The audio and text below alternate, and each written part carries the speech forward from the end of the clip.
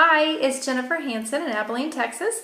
I'm excited to be doing our weekly video training on recruiting and adding fashion directors to your team. I want to jump right in and start talking to you first about some don'ts, some things you absolutely don't want to do when it comes to recruiting. First, you want to make sure that you do not think that you have to wait until you figure out this whole business before you actually start adding fashion directors to your team. Especially for those of you that are newer fashion directors, you can be tempted to feel like you've got to get it all figured out. You've got a lot of things to learn, so how could you ever teach someone else to do what you're doing?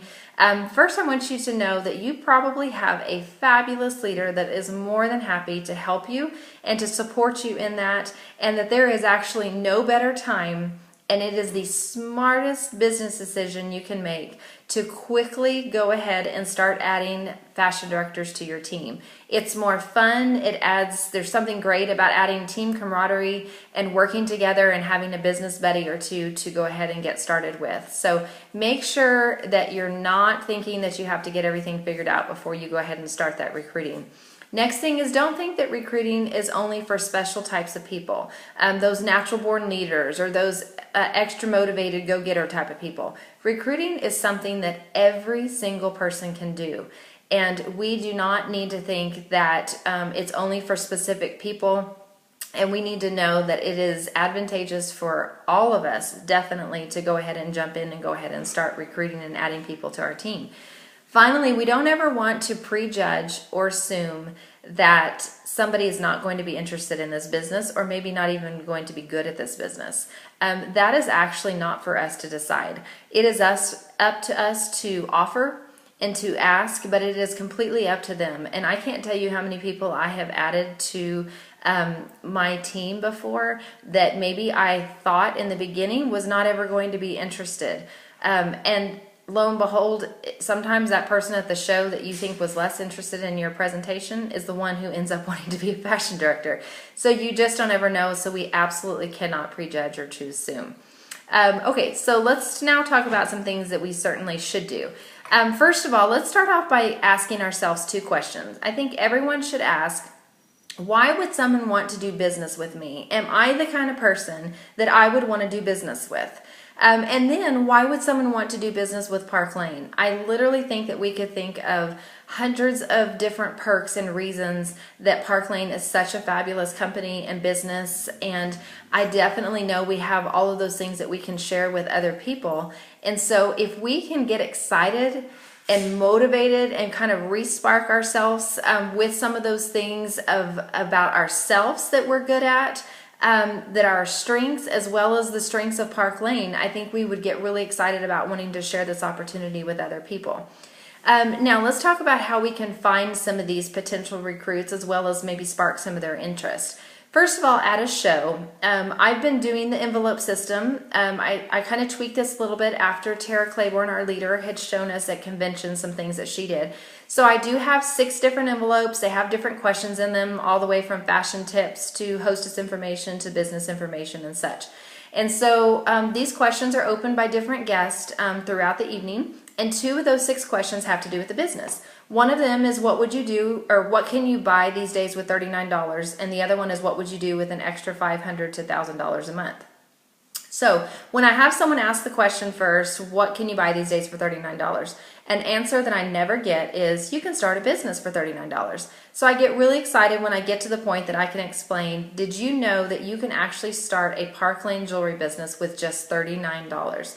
And then I go on to explain that that includes a $1,000 jewelry kit with jewelry and business supplies and such that they would need to do their first several shows. And it's all basically just for giving it a try and seeing if Park Lane fits for you.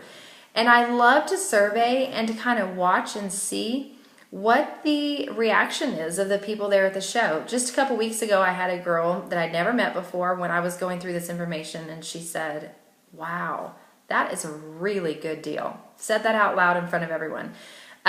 Naturally, I followed up with that reaction, followed up with her, and she's having her launch party tomorrow night. So you never ever know what, by you just talking about the business at a show, you never know what kind of interest you're going to perk. And that's absolutely something we have to do, is talk about it. Same thing with the question asking, what would you do with an extra $500 to $1,000 a month? That kind of sounds like a simple, cheesy little question, but it helps me to hear the answers, and it helps me to know who out there like really needs money, or it helps me to know which people just love fashion and they would totally just go spend their money on handbags and accessories and shoes and clothes. All of those things are things that I try to just survey and just watch the answers as I'm talking about the business.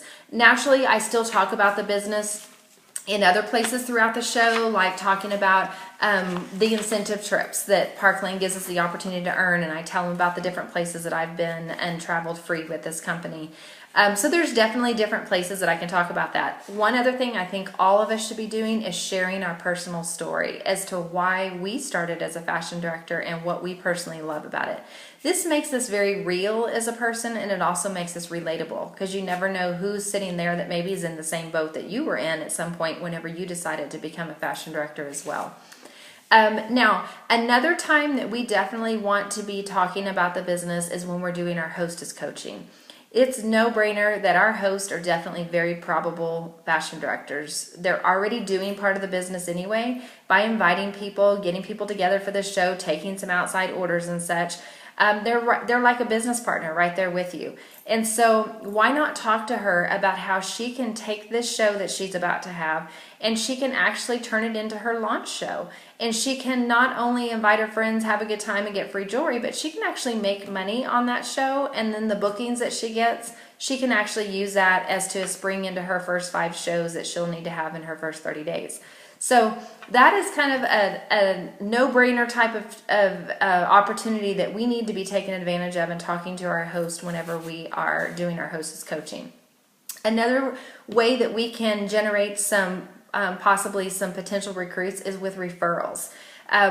I hope that you're taking a referral sheets with you to every show that you do. I have them in the back of my lap boards. I have everybody pull them out when I'm talking about the business, and I let them know. If maybe what I've been talking about is not for you, I can almost guarantee there's probably someone in your life that you can think of right now that either needs some extra money, or maybe they absolutely love jewelry and fashion, or maybe they're always the life of the party and just love to throw parties, or maybe they're a stay-at-home mom and they need some me time, some fun women time to get out of the house in the evenings and such. For whatever reason it may be, I usually just ask them to please fill out that referral sheet, and I let them know I will not contact the person that they put on that referral sheet until they have contacted them first. That is just something personally that I do that I think is very respectful and lets them know, hey, it's okay if I fill this out. She's not going to go, hunt them down and call them every 10 minutes. It's just one of those things I think is very respectful. Another way that we can generate some maybe some new blood and new people is by doing some cross-marketing as well. So if you know of some other people in businesses as well, then maybe you guys can get together and network and maybe do a together event, some type of open house event or something where each of you are inviting your customers and such, and that way you're getting new people in the door and exposing the new Parkland business to other people as well. Plus, don't forget about the whole direct appoint thing. And if you can be doing an event with other directors and other companies, you might be able to strike up some conversations about what's working for them, what's not, and then talk to them about what's so great about the Parkland business and what you specifically, enjoy about it. Now, once you're talking to people individually about the business, so let's say you've identified a few potential recruits and such, one thing I really like to do, especially if I'm even at a show, I'll do this. When I'm checking them out, I might pull them aside and just let them know, you know what? You were obviously such the life of the party. Everyone loves you. You're so much fun. Have you ever thought about doing something like what I do? And then just listen. Listen to what they say and be prepared to come back to whatever it is. It may be that they talk about not knowing a lot of people, or it might be that they've just never thought about doing something like this before, or they don't consider themselves to be a fashion guru, or whatever it may be.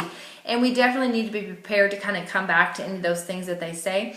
But I think the smartest thing to do after that is just say, you know what, I don't want you to decide on that right now. I would love just to be able to take you to some coffee and talk to you for just a few minutes and give you a little bit more information about the business and tell you why I think that this might be a great fit for you. No strings attached, just a free cup of coffee, and let's get to know each other a little bit better, and let me give you a little bit of information, and then you can decide from there, what do you think?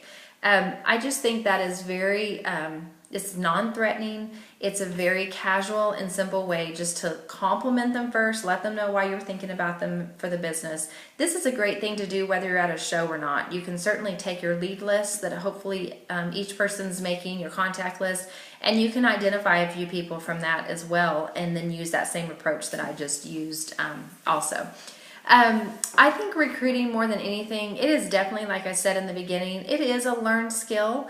I call it the recruiting bug. It's kind of one of those things that once you've recruited, you're like, oh, that wasn't so hard, and it's actually kind of fun. I like the extra money in my paycheck. I'm enjoying getting to know her more. I'm enjoying taking on that leadership role. It's not as hard as I thought it was going to be. And then you kind of get that recruiting bug, and it's like all of a sudden you've recruited one, then you've recruited two, and then before you know it, you've got yourself a full-blown team. That's really how it's happened for me, and I've seen it happen that way for so many other people. It's the same thing with bookings. If people have trouble with bookings, once they've have achieved some success with that, it's like there's no stopping them. And so that is honestly what I really would challenge each of you to do, is to catch the recruiting bug. To start off by looking at your lead list, or at your next show, being intentional about, okay, I am not leaving the show until I've identified, 1 to 2, maybe 3 potential people that I'm going to really go after and talk to about the business, and make sure that, of course, that you're talking to everybody in the presentation, but that you're individually talking to a few, giving them that compliment, telling them what you're thinking about them for the business, and then just offer to take them for a cup of coffee and see if they're willing to listen to what you have to say and what you have to offer.